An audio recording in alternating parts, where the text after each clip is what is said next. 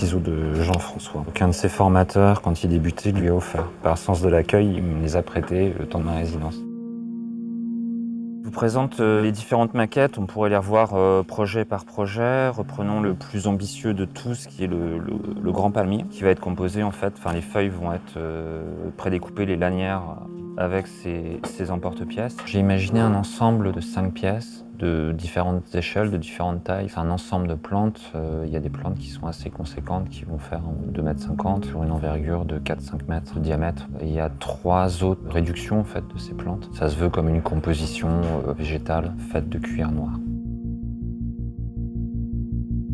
Il faut mieux piquer le tube, et après tu viens coller comme ça, c'est invisible. D'accord. On ne verra pas du tout. Après ça le tiendrait encore mieux ouvert. C'est peut-être mieux. Il faudrait essayer. On va essayer, ouais. Moi je trouvais ça plus joli comme ça. Ah oui, ça c'est sûr qu'on le garde. Sébastien était très curieux et très attentif à ce qu'on lui disait sur les points techniques.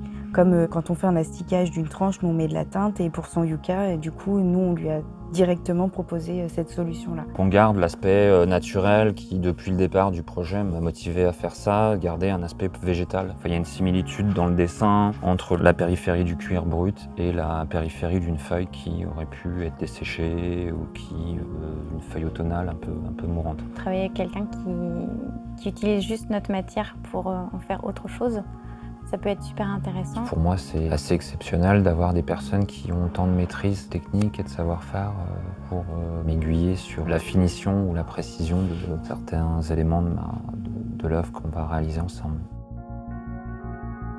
C'est pas une habitude qu'on a de fixer des gros morceaux de cuir sur une tige en acier, etc. Donc ça nous permet de réfléchir autrement en fait. J'aimerais bien voir l'œuvre finale parce que je pense que ça doit être assez spectaculaire. Aujourd'hui, ce qui est plutôt agréable, c'est qu'on est en train de finir le prototypage et la mise en œuvre des maquettes à l'échelle 1. Donc là, on entame la partie grisante pour rentrer vraiment dans le cœur du projet.